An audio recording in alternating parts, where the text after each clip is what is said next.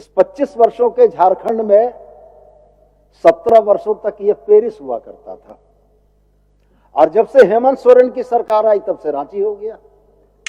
पूरे देश में गोहत्या पे प्रतिबंध क्यों नहीं है?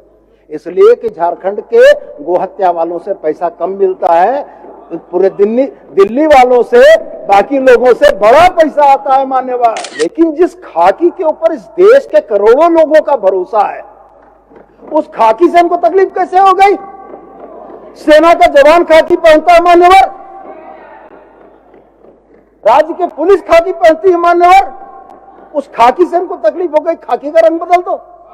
कल ही बोलेंगे कि झारखंड की विधानसभा का रंग बदल दो, कल ही बोलेंगे कि इनकी बंडी का जो रंग है उसी की वर्दी बनवा दो। विपक्ष के तौर पर सरकार को आईना दिखाने का जो मौका था, उस आईने में सबसे ज्यादा इन लोगों ने अपनी ही शक्ल देख ली।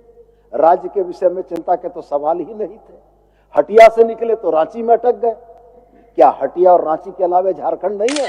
मैनहट कौन था?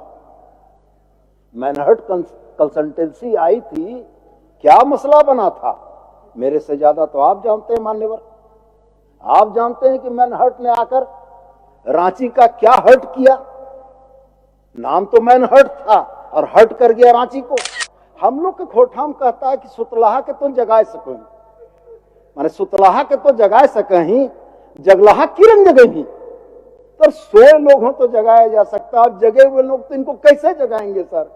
तो वही कहानी है सर। मैया सम्मान का फॉर्म आता था, माननीय विधायक की अनुशंसा, माननीय सांसद की अनुशंसा। अब बेचारा निचले स्तर का पदाधिकारी, उसकी क्षमता कहां कि माननीय विधायक ने अनुशंसा कर दी, उसका नाम एनरोल नहीं करे। लेकिन जब जांच हुई तो पता लगा कि अयोग्य लाभुकों को भी लोगों ने दिलवा दिया है। तो जो योजना योग्य लाभुकों के लिए, वो तो उसी को न मिलेगी मान्यवर। अब जो मसले यहाँ हैं, आज बड़े दर्द में हैं। झारखंड की ओबीसी जनता को, झारखंड के लोगों को 13/11 के नाम पर भरमाया। हमने तो ईमानदार कोशिश की, विधानसभा ने बहुमत से बजट पारित किया, राज्यपाल को भेजा, हमने आग्रह किया कि चलिए हम लोग चलते हैं राष्ट्रपति के पास, और राष्ट्रपति के पास जाकर हम लोग आग्रह करेंगे कि हमारे इस सरना धर्म कोड को, 1932 के मसले को और 27% आरक्षण को संविधान की नवी अनुसूची में डालकर संरक्षित कर दे, जिस पर कोई न्यायाधीश नहीं आ सकता हो। इसी सरकार ने 200 यूनिट तक की बिजली का बिल माफी किया। इसी सरकार ने बकाया बिल माफी किया। 3,800 करोड़ की राशि से अपने उपभोक्ताओं को बिजली बिल की चिंता से मुक्त कराया। इसी सरकार ने कराया। 44,000 लाइटें लगाकर रांची के अंधेरे को दिन में बदल दिया गया। और जब नगर निगम ने फिजिकल वेरिफिकेशन कराया तो उन 44,000 लाइटों में से 18,000 लाइटों का पता नहीं। ये और नई बात, अब स्थिति ये बन गई मान्यवर कि 44,000 लाइटों को लगाने का तमगा तो सीने पर जरूर लगा दिया, लेकिन वो 18,000 लाइटें कहां चली गई, ये कौन बताएगा? वित्तीय वर्ष 2025-26 के लिए 1,45,400 करोड़ रुपए के सकल बजट का अनुमान है, जो पिछले वित्तीय वर्ष से लगभग 13% अधिक है। अध्यक्ष महोदय, वित्तीय वर्ष 2025-26 में राजस्व व्यय के लिए 1,10,636 करोड़ रुपए प्रस्तावित हैं, जो गत वर्ष से 20.48% अधिक हैं। पूंजीगत व्यय अंतर्गत गत वर्ष के पुनरीक्षित बजट पर 7.81% वृद्धि के साथ 34,763 करोड़ 30 लाख रुपए का प्रस्ताव है। बजट में प्रावधानित सकल राशि को यदि प्रक्षेत्र के दृष्टिकोण से देखा जाए तो सामान्य प्रक्षेत्र के लिए 37,884 करोड़ 36 लाख, सामाजिक प्रक्षेत्र के लिए 62,840 करोड़ 45 लाख रुपए, आर्थिक प्रक्षेत्र के लिए 44,675 करोड़ 19 लाख रुपए आवंटित किए गए। मान्यवर अध्यक्ष महोदय, 18 से 50 वर्ष तक की आयु की महिलाओं को नीरा दीदी ध्यान नहीं दे रही हैं। आप अपना बजट प्रस्तुत करिए। 18 हम ये नहीं बोल सकते थे, इसलिए खाली में उनका ध्यान आकृष्ट किए।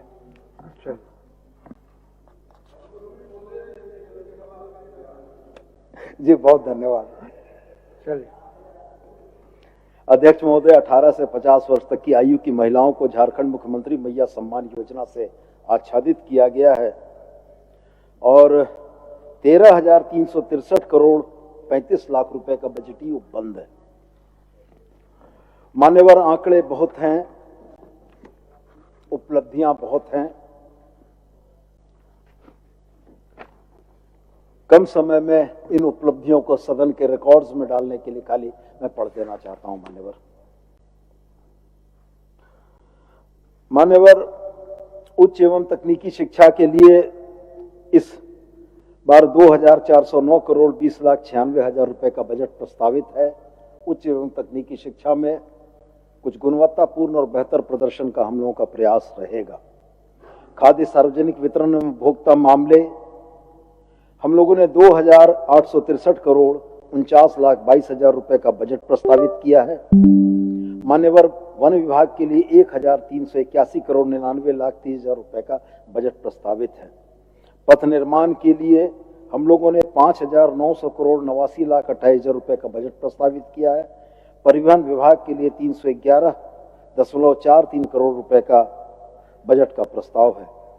माननीय अध्यक्ष महोदय, नागर विमानन हेतु 115 करोड़ 19 लाख 37 हजार रुपए का बजट प्रस्तावित है।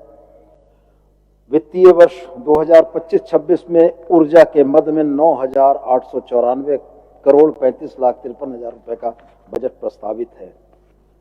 उद्योग के लिए 486 करोड़ 31 लाख 61 हजार रुपए का बजट प्रस्तावित है।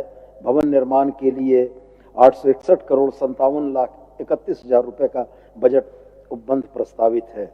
खनन एवं भूतत्व विभाग के लिए 72 करोड़ 72.89 करोड़ रुपए का उपबंध किया गया है।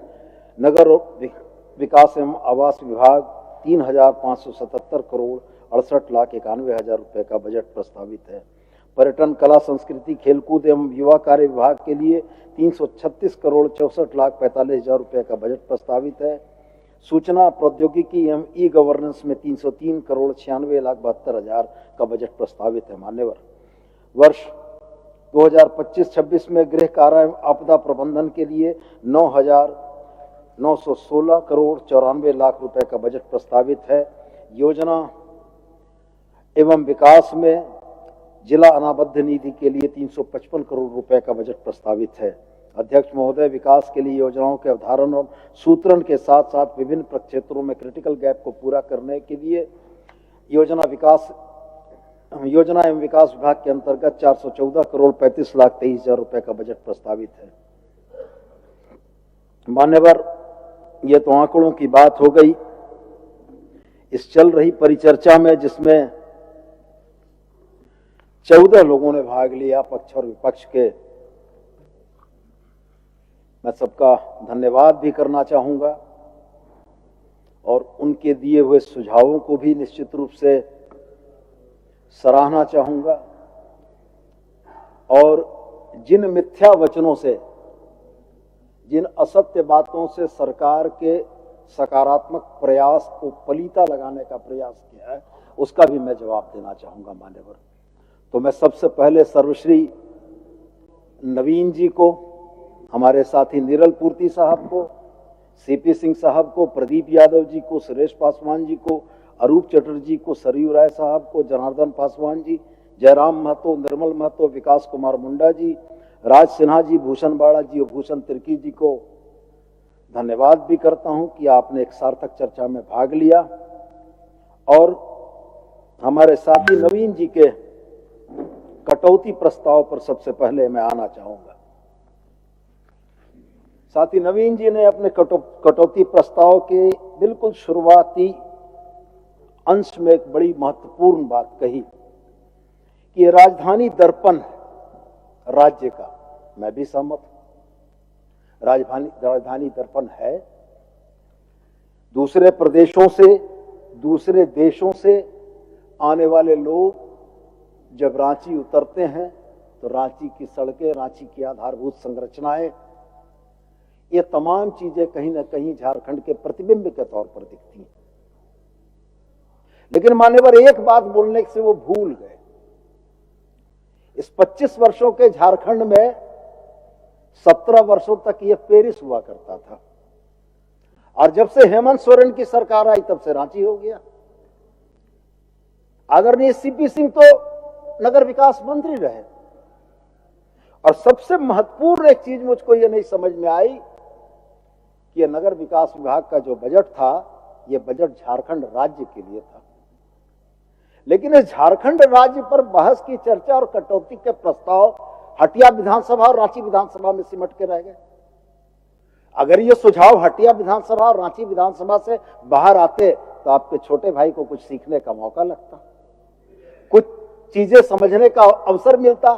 लेकिन मान्यवर, विपक्ष के तौर पर सरकार को आईना दिखाने का जो मौका था, उस आईने में सबसे ज्यादा इन लोगों ने अपनी ही शक्ल देख ली। राज्य के विषय में चिंता के तो सवाल ही नहीं थे। हटिया से निकले तो रांची में अटक गए। क्या हटिया और रांची के अलावा झारखंड नहीं है? तो मैं तो स्पष्ट रूप से यह कहता हूं कि जिन बातों को आपने किया, उन बातों का जिक्र मैं कुछ याद दिला देता हूं सर आपको। खेलगांव तो बहुत बढ़िया बना, लेकिन खेलगांव बनने के क्रम में और क्या क्या हुआ उसको भी याद कर लीजिएगा सर। इसी सड़क की बजबजाती नलियों और सीवरेज ड्रेनेज के जो सवाल खड़े हुए, मैनहट कौन था? मैनहट कंसल्टेंसी आई थी, क्या मसला बना था? मेरे से ज्यादा तो आप जानते हैं मान्यवर। आप जानते हैं कि मैनहट ने आकर रांची का क्या हर्ट किया। नाम तो मैनहट था और हर्ट कर गया रांची को, और हर्ट करने के एवज में और कौन कौन लोग हर्ट हो गए। खैर, बेहतर बड़े भाई हैं, हमसे ज्यादा बेहतर जानते हैं। मान्यवर, 27% ओबीसी के आरक्षण पर सबके सवाल बड़े जोर शोर से आए। हमारे भाई जोगेंद्र जी ने तो बड़ा मजबूत और दमदार आवाज में कहा कि सरकार की मंशा अगर साफ नहीं होती तो हेमंत सोरेन की सरकार ने पिछले कार्यकाल में बहुमत से पारित कराकर यह प्रस्ताव नहीं भेजा होता। बार बार घूमकर एक सवाल आता है कि क्यों आप महामहिम का अनुमोदन लेना चाहते हैं। ये इस बात को भूल जाते हैं कि इनके 13/11 को इसी ऑनरेबल हाई कोर्ट ने स्ट्रक डाउन किया था और सिर झुकाकर माननीय उच्च न्यायालय के न्यायाधीश का पालन करने के लिए बाध्य हुए थे।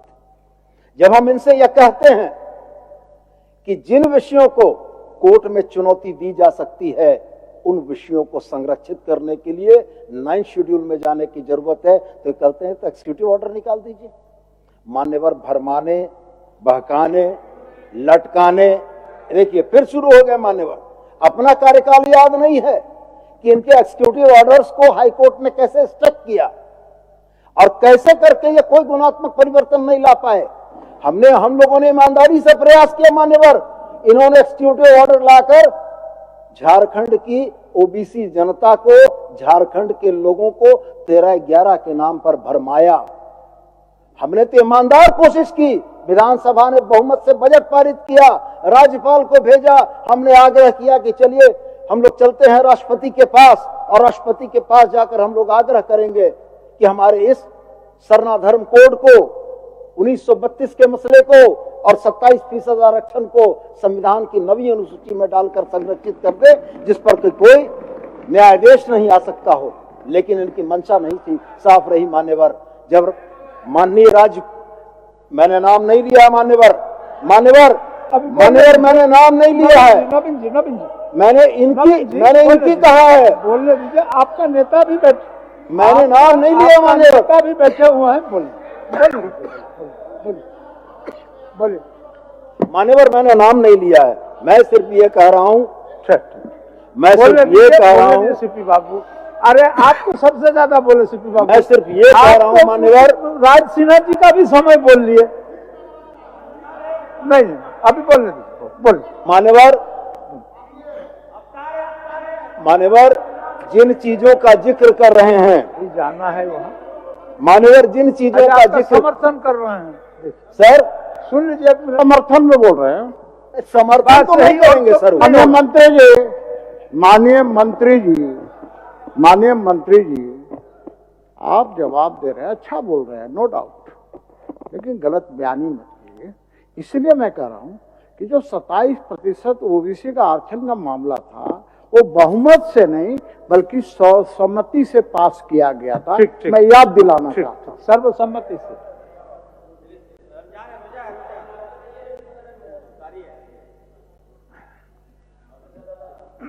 मान्यवर बड़े भाई हैं, जब बोलते हैं और खास आसन का आदेश हो तब तो बैठने की बाध्यता है, लेकिन वो दिन भूला नहीं है।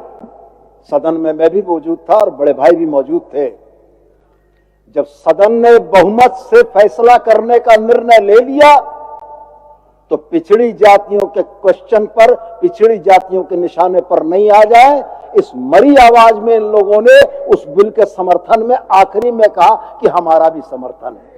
जब यह देख लिया कि सदन ने पारित कर दिया बहुमत से, तो ट्रेन छूट जाएगी मान्यवर, और स्टेशन पर खड़े रह जाएंगे तो चलती ट्रेन में लटक कर सवार हो गए। आज उसी बात को याद दिला रहे हैं। महाजन ये गता सुतंता बड़े भाई हैं, जो कह देंगे मान लेंगे। मान्यवर जेवीबीएनएल के रेट पर भी बड़ा गंभीर सवाल आया।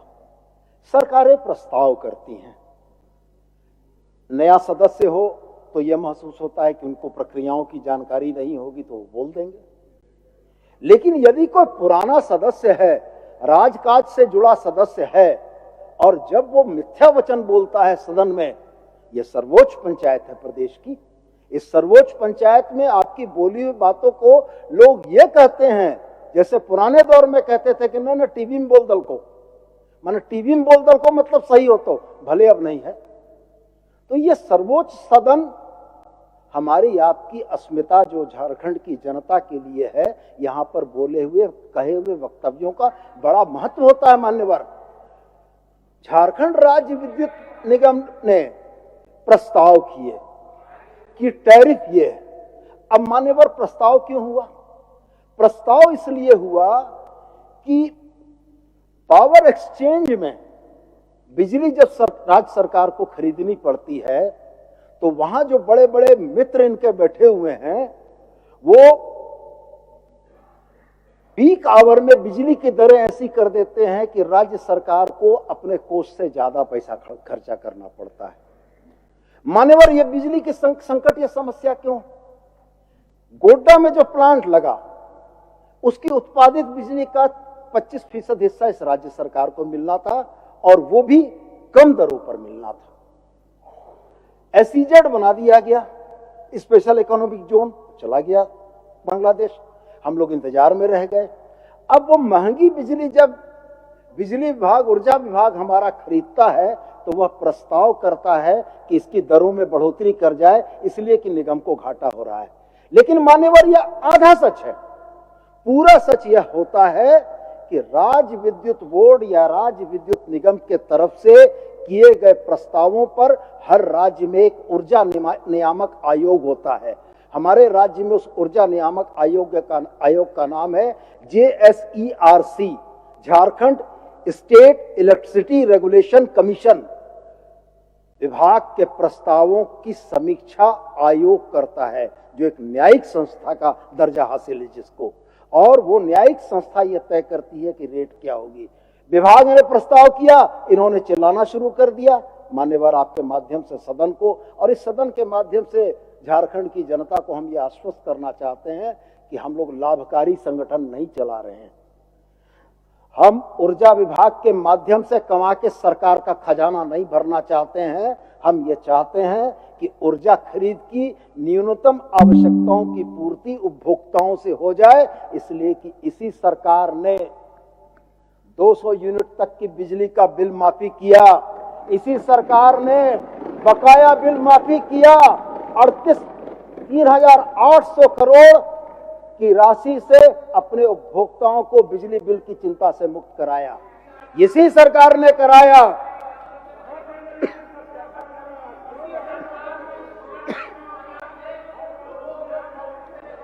मान्यवर, चर्चा के क्रम में स्ट्रीट लाइट के सवाल आ गए। चर्चा के क्रम में स्ट्रीट लाइट के सवाल आ गए। माननीय दोनों रांची नगर निगम के माननीय जनप्रतिनिधियों के तरफ से वही सवाल आ गए कि 44,000 लाइट लगाए थे हम लोग। बहुत खुशी की बात है मान्यवर, 44,000 लाइट लगी, राजधानी रांची जगमग हो गई। रात में भी एकदम दिन जैसा उजाला हो गया। लेकिन मान्यवर ये EESL था कौन? इसको भी जरा पूछ लेते हैं कि इस EESL का निगमित कार्यालय कहां है और ये EESL संचालित कहां से होता था? अभी फुर्सत रहेगी बड़े भाई बता दीजिएगा, कम जानते हैं। और सबसे मजे की बात और है क्या मान्यवर, 44,000 लाइटें लगाकर रांची के अंधेरे को दिन में बदल दिया गया। और जब नगर निगम ने फिजिकल वेरिफिकेशन कराया तो उन 44,000 लाइटों में से 18,000 लाइटों का पता नहीं। ये और नई बात, अब स्थिति यह बन गई मान्यवर कि 44,000 लाइटों को लगाने का तमगा तो सीने पर जरूर लगा दिया, लेकिन वो 18,000 लाइटें कहां चली गई ये कौन बताएगा?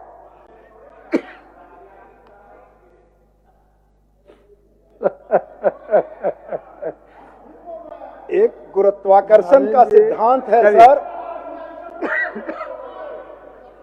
नवीन जी पूर्ण जवाबदेही के साथ बोल रहे हैं लग रहा है।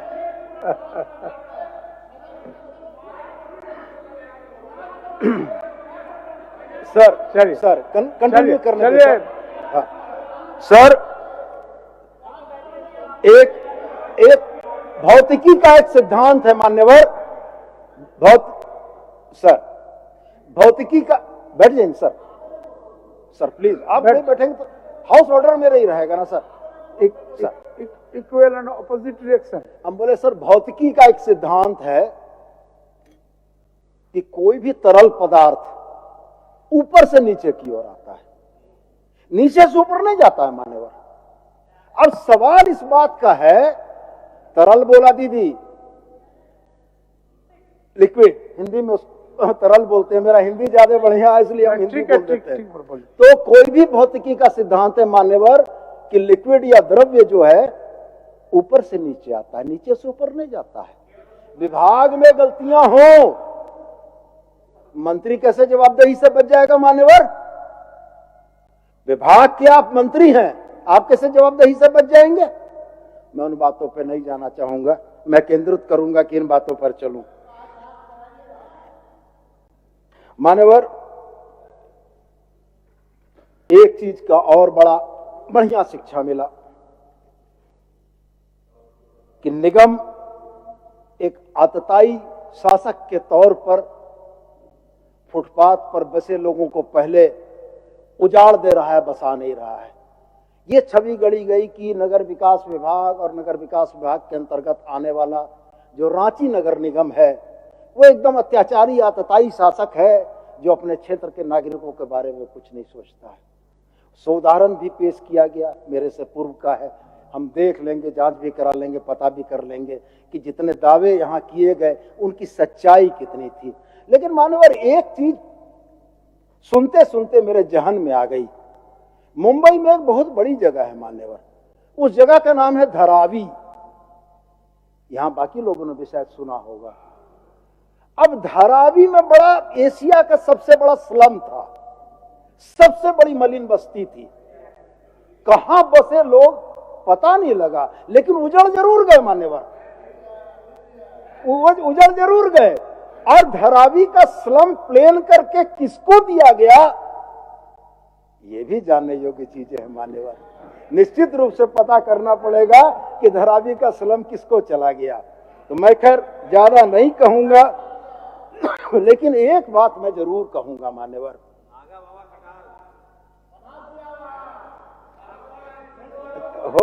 हो गया खान भाई, हो गया। एक बात हम जरूर कहना, एक बात हम जरूर कहना चाहेंगे।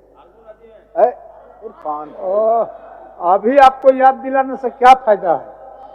पहले याद दिलाते तो कुछ बनता, अभी याद दिला का कारण। बोलिए। एक बात का जिक्र हम झारखंड की पूर्ववर्ती सरकार जिसका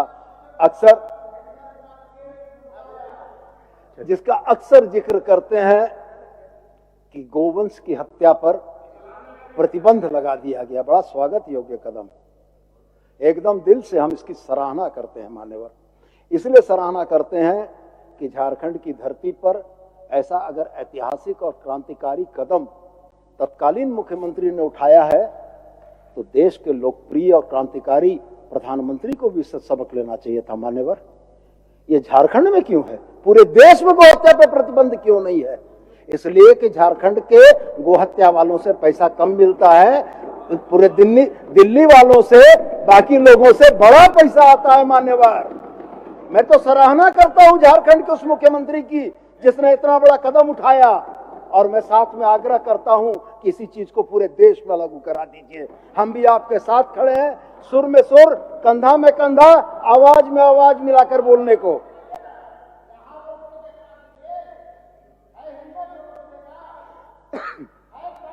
सर होता सर आप खड़े हो जाएंगे तो हमको बैठना पड़ेगा। सर आप खड़े हो जाएंगे। माननीय मंत्री जी बोलिए। अब जल्दी करने का दबाव है सर ट्रेजरी से, इसलिए अब कम कर देते हैं, नहीं तो आप जितना शांति से बैठे थे हमको। अब सर इन्फोर्समेंट डिपार्टमेंट का जिक्र आ गया, अब इन्फोर्समेंट डिपार्टमेंट की वर्दी का जिक्र आ गया। अब सर इन्फोर्समेंट डिपार्टमेंट में हो सकता है किसी कर्मचारी ने कुछ गलतियां की होंगी, लेकिन जिस खाकी के ऊपर इस देश के करोड़ों लोगों का भरोसा है, उस खाकी से हमको तकलीफ कैसे हो गई? सेना का जवान खाकी पहनता है मान्यवर, राज्य के पुलिस खाकी पहनती है मान्यवर, उस खाकी से हमको तकलीफ हो गई, खाकी का रंग बदल दो। कल ही बोलेंगे कि झारखंड की विधानसभा का रंग बदल दो, कल ही बोलेंगे कि इनकी बंडी का जो रंग है उसी की वर्दी बनवा दो। ऐसा होता है क्या मान्यवर? अजब समझ में नहीं आता है। अरे व्यक्ति विशेष की गलती आप ये बताइए, व्यक्ति विशेष को दंडित करेंगे। अब चश्मा अगर ये लगाएंगे रंगों का तो मान्यवर फिर तो कोई उपाय नहीं है। देखिए हम लोग के खोरठा में सर एक कहावत है, संजय बाबू, हम लोग के सर खोरठा में एक तो कहावत है, हम लोग के खोरठा में कहता है कि सुतलाहा के तुम जगाए सको, माने सुतलाहा के तो जगाए सकहीं, जगलाहा की रंग जगही। तो सोए लोग हो तो जगाया जा सकता, अब जगे हुए लोग तो इनको कैसे जगाएंगे सर? तो वही कहानी है सर। अब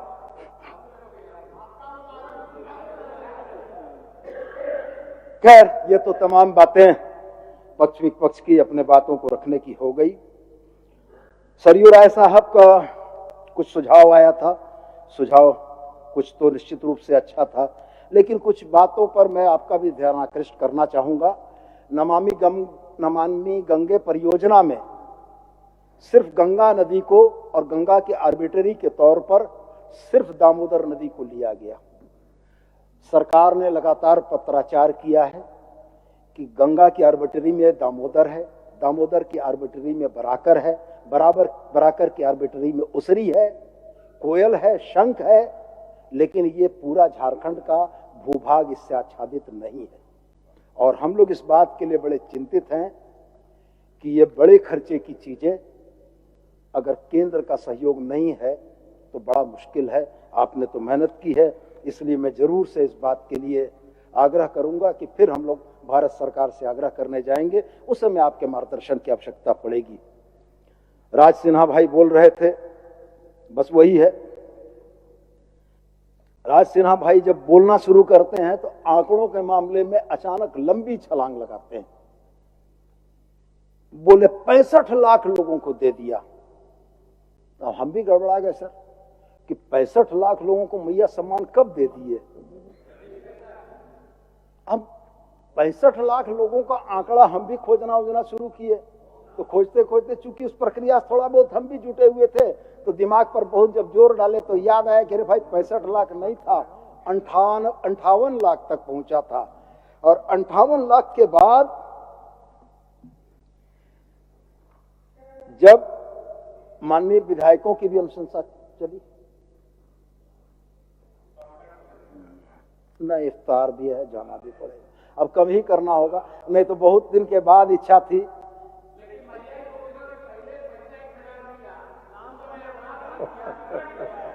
आप अपना बातों को रखें जल्द से जल्द। माननीय चलिए। मंत्री जी, आप मौसम अब बदलने स्थिति वाला ये है, बन गई, मौसम बदलने वाला है माननीय मंत्री जी। अब स्थिति ये बन गई कि ट्रेजरी बेंच की भी मंशा है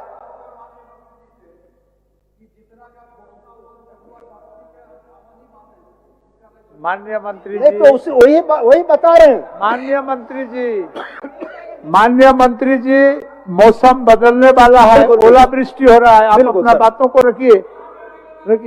मैं यही बात कह रहा था मान्यवर कि तत्कालीन समय में हमारे पदाधिकारियों के ऊपर भी बड़ा दबाव था।